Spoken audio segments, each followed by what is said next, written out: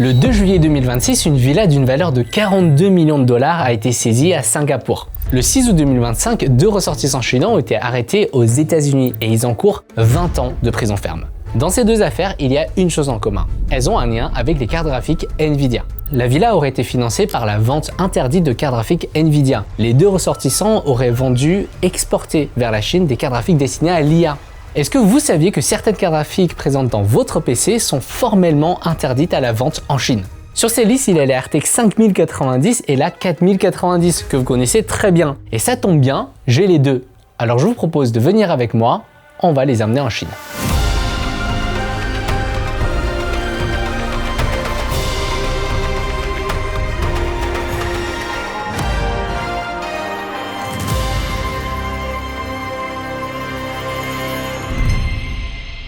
L'année dernière, j'étais vraiment tout seul et je pense que vous l'avez vu, c'était pas facile. Sauf que cette année, j'ai fait venir mon garde du corps.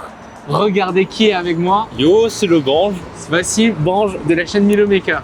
On va modder des cartes graphiques Nvidia pour essayer de faire doubler leur valeur. Est-ce que ça sera rentable? Est-ce que n'importe qui peut le faire? Et qui sont ces personnes de l'ombre qui font tourner le marché gris des cartes graphiques Nvidia?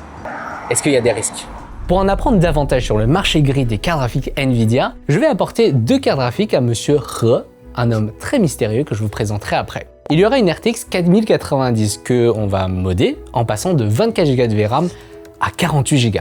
Et puis une RTX 5090 de chez Gigabyte qui est totalement morte. Elle est HS, elle est bonne pour la casse. Sauf qu'on va essayer de la ressusciter. Et en plus, on va essayer de la transformer en une Asus ROG Astral. Mais Asus, ils vont péter un câble. Je sens que certains d'entre nous sont déjà en train de bouillir, mais prenons notre mal en patience pour s'intéresser à un sujet très important. Est-ce que ce que je fais est légal? La réponse est oui. Je vous la donne tout de suite. Mais pourquoi ces 2 cartes graphiques sont interdites à la vente en Chine? Et surtout, qu'est-ce qui se cache derrière ces interdictions?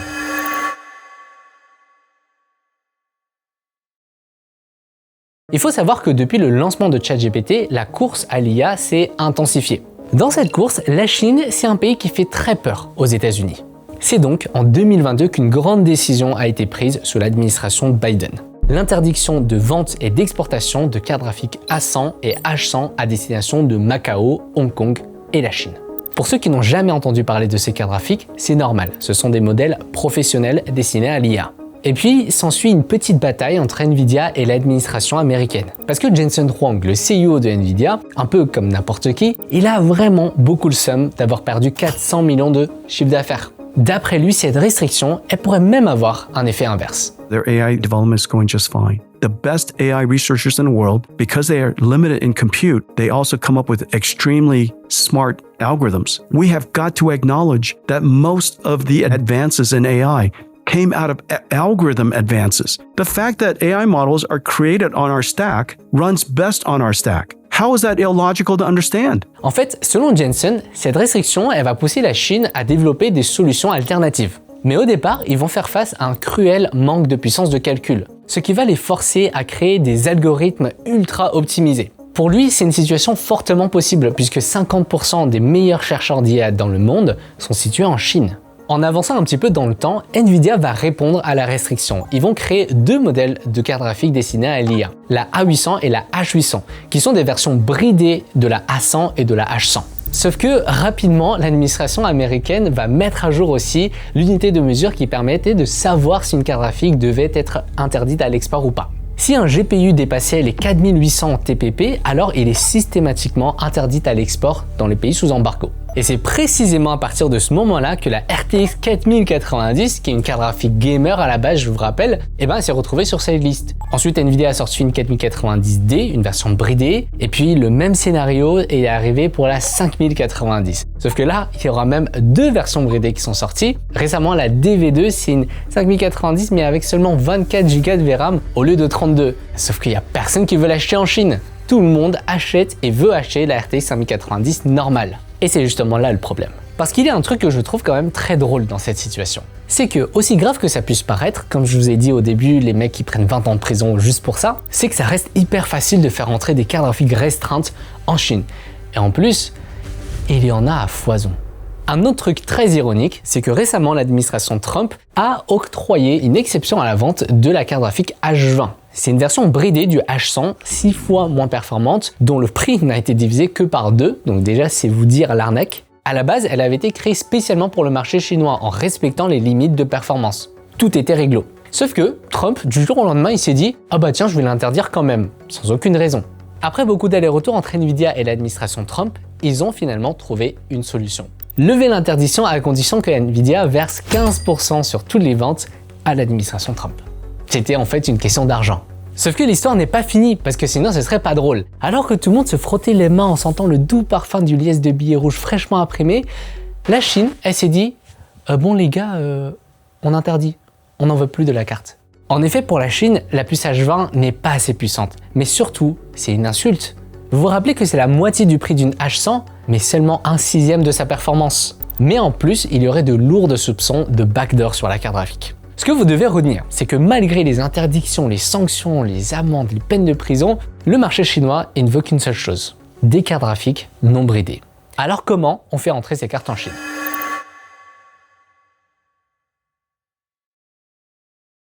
J'ai posé la question à Monsieur He, un réparateur et un modeur qui travaille sur ces cartes tous les jours, des cartes graphiques restreintes. Il y a aussi une vidéo de la chaîne Gamer Nexus qui confirme cette hypothèse. Un des moyens les plus connus pour faire entrer des cartes graphiques restreintes en Chine, c'est de l'apporter soi-même. Parce que, à part aux États-Unis, il n'y a aucun pays dans le monde qui interdit d'avoir une carte graphique dans sa valise. Et de mon expérience professionnelle, j'ai déjà eu des étudiants chinois qui sont venus me acheter une 5090 ou une 4090 pour pouvoir l'apporter au pays, soit pour la revendre parce qu'ils sont commissionnés à le faire, soit pour l'apporter à un proche qui en a besoin. Ils font peut-être ça 1 fois ou 2 fois par an à l'occasion d'un voyage pour retourner voir la famille et le bénéfice qu'ils se font grâce à cette vente leur permet de rembourser une partie du billet. En vrai, quand on y pense, c'est plutôt sympa vu que ça ne fait de mal à personne. En tout cas à petite échelle. Mais je trouve que cette solution, elle n'est pas très efficace. Alors comment ils font pour envoyer des cartes graphiques par centaines? Comme vous pouvez le voir sur cette photo. Cette photo a été prise en Chine. On y voit des palettes et des palettes de RTX 5090 de la marque MSI. Et justement, ça a fait beaucoup parler parce que MSI a dû sortir pour s'expliquer. Comment vous osez envoyer des cartes graphiques en Chine? Disait Trump. Ok, le schéma le plus courant pour envoyer des centaines de cartes restreintes en Chine, c'est le suivant. Vous êtes une entreprise française. Une société chinoise vous contacte pour l'achat de 200 cartes graphiques. On va dire que c'est des 5090. Sauf que vous êtes un peu inquiet quand même si aucune loi française vous interdirait cette vente. Parce que forcément, si vous arrivez à mettre la main sur 200 cartes graphiques Nvidia, eh bien c'est sûr que vous avez des partenaires américains avec lesquels vous travaillez, qui sont rattachés à Nvidia. Si la chose se sait, vous risquez de vous retrouver sur la blacklist des États-Unis et de perdre tous vos contrats américains. Par exemple, si vous avez un compte Amazon et que vous vendez dessus, alors votre compte sera banni. Si vous avez des clients américains ou des fournisseurs américains, ils cesseront de travailler avec vous. Alors, face à ce risque, évidemment que vous refusez. Mais le lendemain, il y a une entreprise immatriculée à Dubaï qui vous contacte. Et là, bizarrement, elle vous demande la même quantité, le même modèle de carte graphique, et en plus, c'est la même voix. C'est un peu douteux, mais les Émirats n'étant pas sur la liste de restrictions, vous ne risquez rien à leur vendre. Alors vous encaissez. À partir de là, votre job est terminé. Le client va faire venir un transporteur qui va acheminer ses cartes graphiques vers Dubaï. Sauf que Dubaï est en réalité une escale. Vous savez où est-ce que le matériel va se diriger immédiatement? Non, pas la Chine. Hong Kong. Ce qui est génial avec Hong Kong, c'est qu'il n'y a pas de frais de douane. Et en plus, elle est collée à la Chine, accessible à seulement 1 heure. Mais peut-être que ça va vous surprendre, c'est précisément ici que les choses vont se compliquer. Comment faire passer de Hong Kong à la Chine? Aussi surprenant que ça puisse l'être, la Chine est ultra sensible à l'entrée de produits électroniques sur son territoire. En fait, la Chine est un très grand exportateur, mais elle est très stricte à l'importation. Si vous n'êtes pas fabricant de ces cartes graphiques, avec la quantité de documents qu'ils vont vous demander, il sera impossible de faire passer la douane. Vous voyez, ce qui est intéressant, c'est qu'il y a des difficultés à 2 niveaux. Déjà au niveau des Américains qui ne veulent pas vendre là-bas, et puis aussi à l'arrivée aux portes de la Chine. Mais heureusement que Hong Kong est seulement à 1 heure de Shenzhen. On peut y accéder en bateau, en train, en voiture. Donc apparemment, et peut-être que je dis des conneries, mais c'est ce que j'ai pu voir sur des forums, c'est qu'il y a des organisations, des passeurs à Hong Kong qui sont prêts à dispatcher votre matériel dans les mains de plein de gens pour les faire passer tranquillement, discrètement, la frontière. Et ceci n'est surtout pas un conseil. Ne le faites surtout pas parce que c'est totalement illégal. Il profite du fait que la traversée est libre, il y a très peu de contrôle, parce qu'il y a énormément de gens qui travaillent d'un côté, qui habitent de l'autre. C'est un peu comme la Suisse et la France.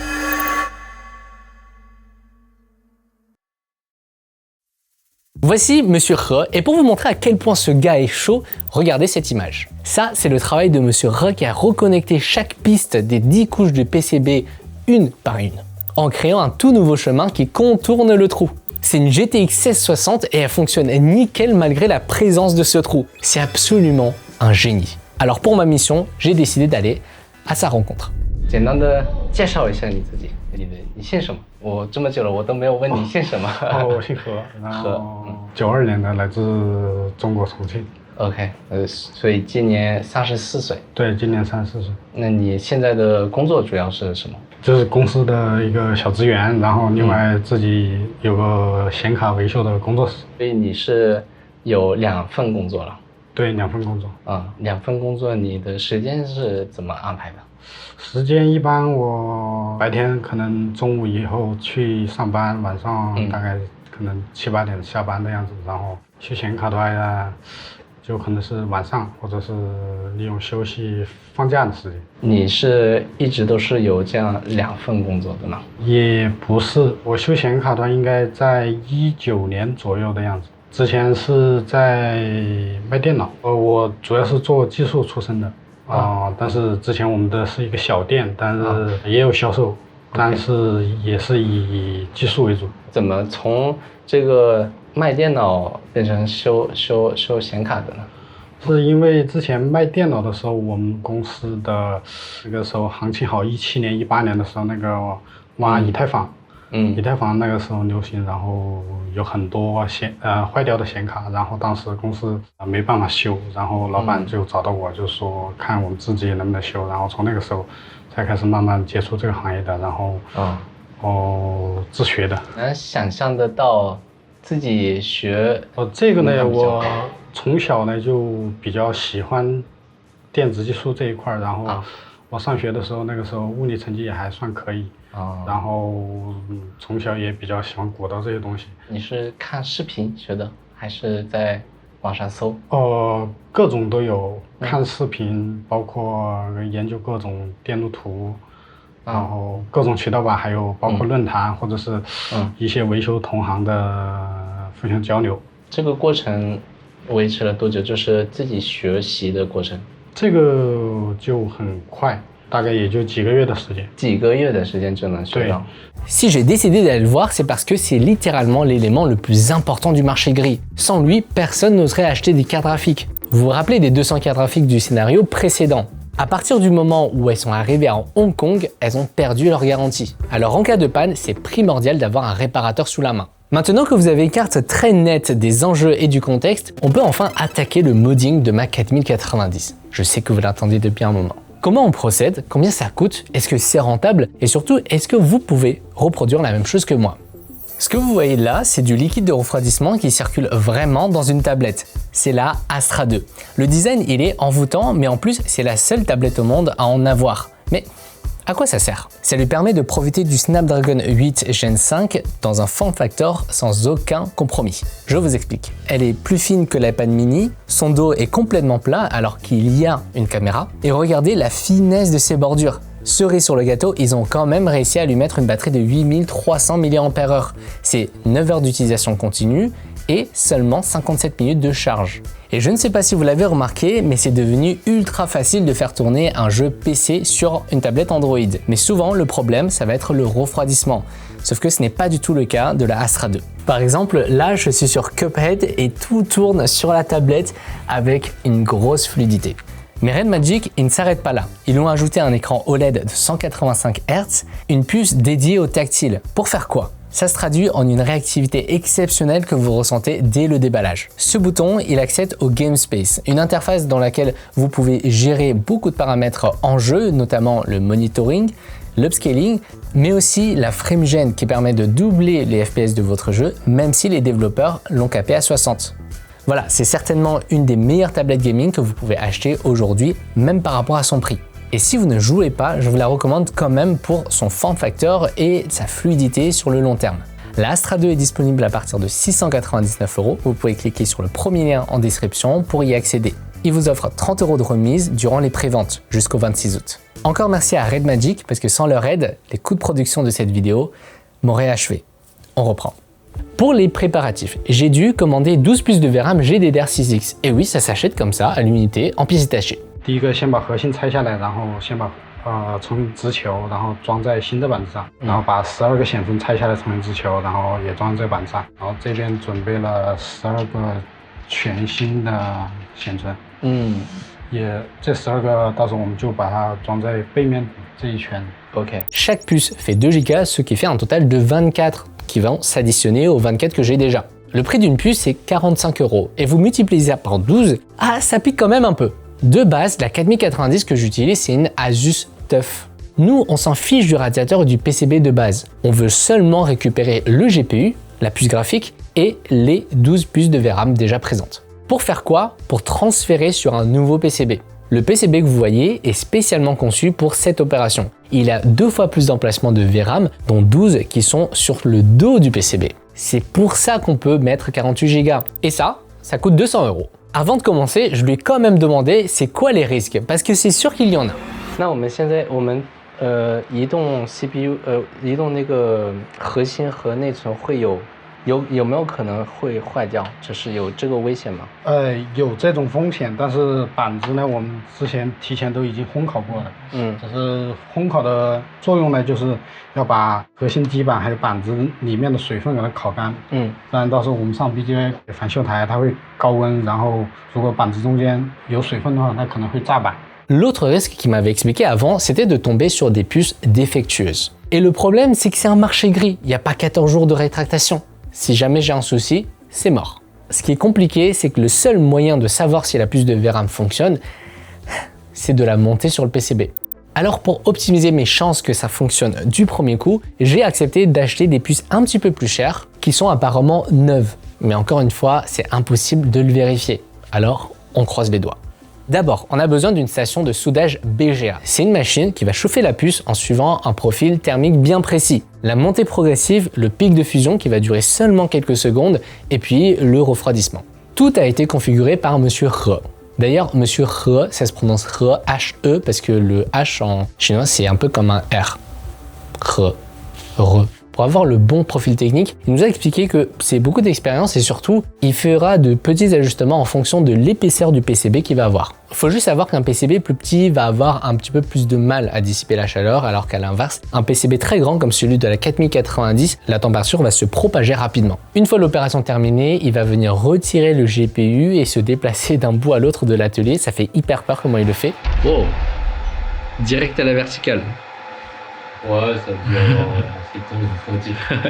Pour les puces restantes qui étaient un petit peu loin du point de chauffe, il va les finir au heat gun. Et puis s'ensuit un long processus de nettoyage pour retirer le résidu de l'ancienne soudure. En fait, pendant toute l'opération, Monsieur He va passer énormément de temps au nettoyage. Parfois, je me demandais ce qu'il nettoyait parce que je voyais absolument rien. Mais pour lui, plus c'est propre, plus c'est minutieux, plus mon produit final va me durer longtemps. C'est un peu comme les montages PC qu'on fait à Strafe. Quand on passe beaucoup de temps dessus, on peut remarquer plus de choses et potentiellement s'il y a des problèmes de température ou des petits bruits bizarres. Ça durera plus longtemps une fois que ça arrive entre vos mains. Et là, la première frayeur arrive. Il a remarqué un truc bizarre. L'IHS, la coque extérieure du GPU, a gonflé à cause de la température.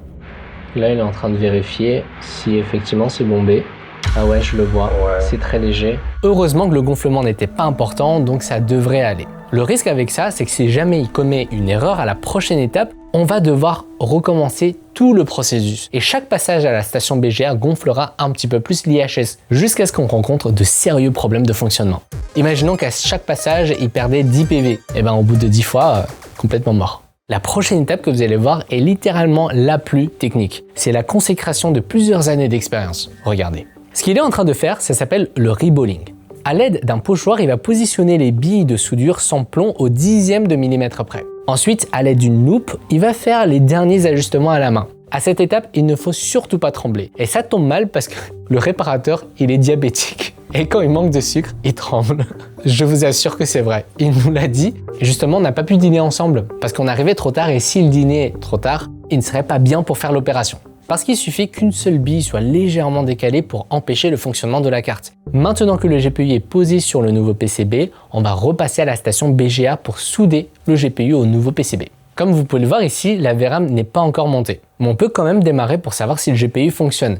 On n'a pas encore de VRAM, mais on peut déjà l'allumer et il va regarder sur son logiciel ici, il va indiquer le code B2. B2, ça veut dire que la carte mère a détecté la carte graphique. OK. Oh, ça démarre. Il est vraiment trop chaud notre réparateur. Ouais, il est chaud de fou. Monter la VRAM, c'est pas le plus difficile, mais c'est hyper chronophage et c'est vraiment l'étape la plus douloureuse. Parce qu'avec le heat gun collé à sa main pendant 1 heure, ça lui crame littéralement la main. Maintenant, il va nettoyer la carte et on va pouvoir l'assembler avec son dissipateur. Vous allez voir, la forme de son dissipateur, de son radiateur est quand même un peu différent de ce qu'on connaît d'habitude. Pour le BIOS, j'avais vu sur internet qu'il fallait flasher un BIOS spécial pour que ça puisse fonctionner correctement. Et d'ailleurs, anecdote, le BIOS de 48 Go, c'est un BIOS officiel qui a été leaké, qui a été créé par Nvidia et qui a été leaké. Mais pour le coup, sur ce PCB, on n'a pas besoin de flasher parce que en sortie d'usine, c'est déjà compatible. Bon les amis, il est genre 4 heures du matin, mais c'est pas grave parce que le PC fonctionne nickel. Regardez, il est allumé sur la carte graphique. Et là, on va vérifier dans le gestionnaire des périphériques. C'est la bonne carte qui est détectée. Ça y est, il a détecté la 4090. Oui. Dans quelques secondes, on va pouvoir voir les 48 Go de VRAM qui s'affichent. Ouh, regardez-moi cette beauté. Magnifique. C'est beau.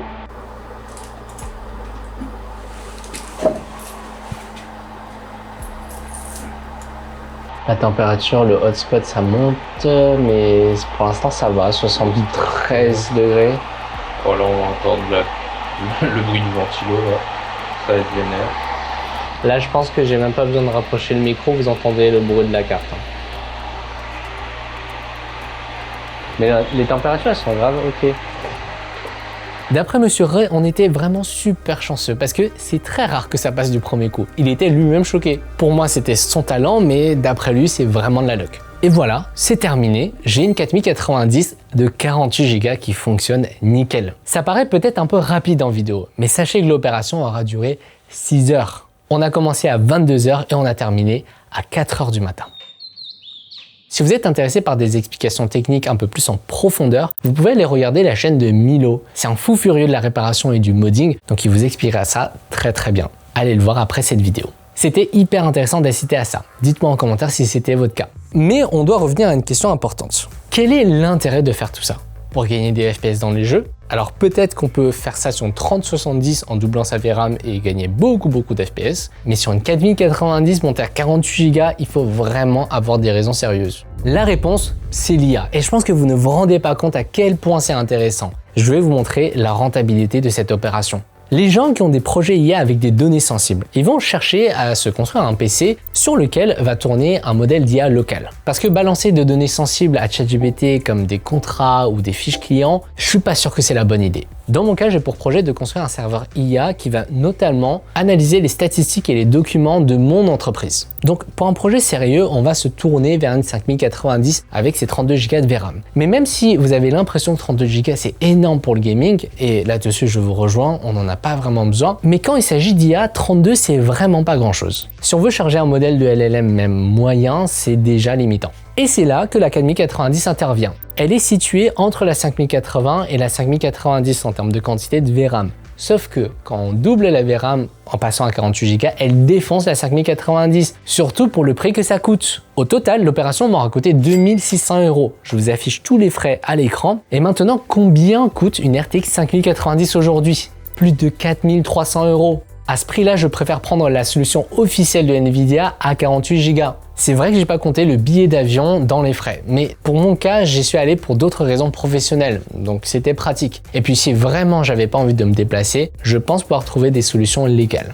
Jusque là, je vous ai pas parlé de la 5090. Qu'est-ce que j'en ai fait? Je vais être très rapide, je vous promets, on va pas trop s'étaler. Mais en gros, ma 5090, je vous l'avais dit qu'elle était cassée. Et donc, j'ai profité de cette occasion pour lui amener et voir ce qu'on pouvait faire. Est-ce qu'on peut la ressusciter? Comment elle a pu se péter comme ça? C'est une carte graphique qui était pétée en décembre 2025, donc il y a 6 mois. Et c'était client Straight, donc de mon entreprise de PC. À l'époque, on démontait pas encore les cartes graphiques pour l'expédition parce qu'on avait les mousses qui nous coûtent déjà super cher et jusqu'à là, il n'y avait pas de problème. Mais sur la période de fin d'année, il y a plein de colis et du coup, les livreurs, ils font n'importe quoi, ils jettent les PC et tout. Et donc, sur le mois de décembre, on a eu plusieurs PC comme ça, cartes graphiques cassées pendant le transport et l'endroit où c'est cassé, c'est justement l'endroit le plus faible sur les cartes graphiques. Voilà, donc nous, on a dû renvoyer une carte toute neuve au client, donc direct 3500 balles de perte.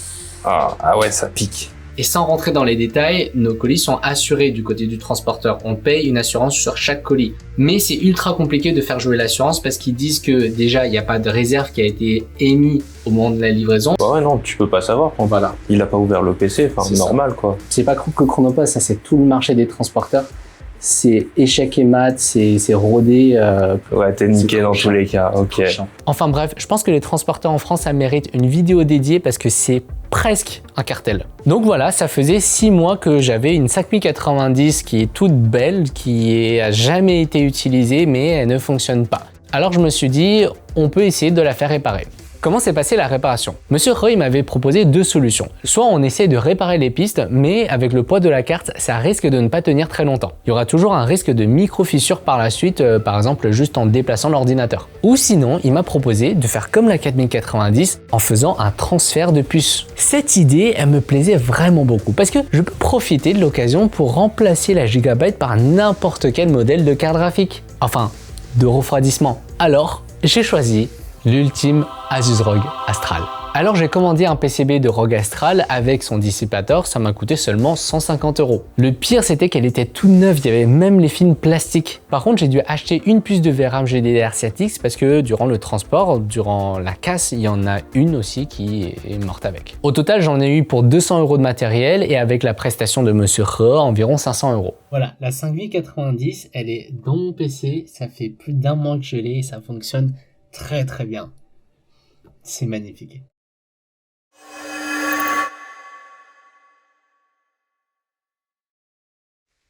Durant ce tournage, alors que j'étais d'abord attiré par le modding, mon attention s'est petit à petit tournée vers le réparateur. C'est quand même un sacré personnage ce gars. C'est une perle dans son domaine. Mais alors, pourquoi il ne fait pas de ça son métier principal? J'ai l'impression que si on le mettait en France, il brillerait de 1000 feux. Mais pourquoi j'ai l'impression qu'il galère en Chine? En plus, il faut savoir que 2 semaines avant le tournage, il n'avait même pas d'atelier. Avant, il faisait les réparations à la maison. Sauf que il ne voulait pas vraiment qu'on filme chez lui. Alors, je lui ai posé des questions qui me brûlaient les lèvres. 其实在法国的话，我们很难想象一个人有2份工作，当然是有的，有的人也是很努力的，但是你的话是追求什么？是因为想给家里带到更多的收入，还是说因为不想放弃这个维修的这个工作这个方面？我觉得这种的话是一半一半吧，那肯定生活需要成本的，那如果能有多一份收入的话，那肯定是更好。那其次呢，就是我之前的那份工作，本来是做这个行业的，然后积累起来很多客户，都是一些同行，而且是多年的朋友。那如果说不修的话，这个丢掉的话很可惜。那你刚才说其实收入也是一半的原因嘛？那是不是一份工作是不够的？也不是说不够嘛，那大家都肯定都想多赚一点钱，让家人生活得更好嘛。但是我个人觉得就是这样长期的话，真的会很累，而且你跟家人花的时间剩下的时间也并不多了。其实这个也还好，只是因为我这边目前的维修量也不是特别的大，因为现在显卡的行情不是特别的好。Je lui ai aussi demandé d'où venaient les schématiques de ces cartes graphiques, ces blueprints qui sont normalement interdites à la vente. Il a accepté de me répondre. PCB 的图在哪里可以找得到？这种图纸呢，来源最多的呢，可能就是一些维修的论坛。包括论坛上可能有些可能直接付点费用可以下载的，或者是有些人在论坛上售卖的，包括还有一些专业做图纸的软件的公司。买的话，这个不算违法吧？我是买了自用，最主要就是不是拿来售卖的，我只是拿来做一个参考。那你之后有什么发展的方向吗？我觉得按照目前这个行情呢，就是能保持现状维系下去就已经算很好的。那如果说有机会能把它发展壮大，那肯定是更好的。Pour conclure cette vidéo, j'ai envie de vous parler des émotions que j'ai vécues au travers de cette expérience en Chine. On n'a jamais vécu avec autant de règles et en même temps aussi peu de choix. L'obsolescence programmée, l'irréparabilité, des monopoles sur absolument tous les marchés. On a l'impression qu'individuellement on ne peut rien faire. Alors c'était hyper satisfaisant de créer quelque chose d'extrêmement utile tout en contournant les solutions imposées par les grandes entreprises. Et la logique habituelle du casser, poubelle, casser, poubelle. Cette vidéo n'a pas l'intention d'encourager qui que ce soit à faire quoi que ce soit. Je voulais simplement vous montrer au travers d'un seul exemple qu'il y a un endroit sur Terre, une ville où d'incroyables talents se réunissent et ils ont accès à tellement de ressources qu'ils peuvent réparer ou modifier à l'infini. Tandis qu'à d'autres endroits, il y a des gens qui se battent pour essayer de nous en empêcher et même essayer de nous retirer le droit de propriété sur quelque chose qu'on a déjà acheté. Le plus parlant dans tout ça, c'est quand même cette RTX 5090. Si Monsieur He n'existait pas, j'aurais perdu 4000 €. Si je devais travailler pour gagner le même montant, ce serait 2 mois de salaire. 2 mois de travail à me lever tôt, à me coucher tard. Il m'a littéralement économisé 2 mois de ma vie. C'est pour ça. Si un jour vous vous retrouvez dans une situation similaire à la mienne, alors les connaissances acquises depuis cette vidéo vaudront très cher. C'était Kang, merci pour votre temps. L'interview complète de Monsieur He est immédiatement disponible sur ma chaîne secondaire. Abonnez-vous, c'est important.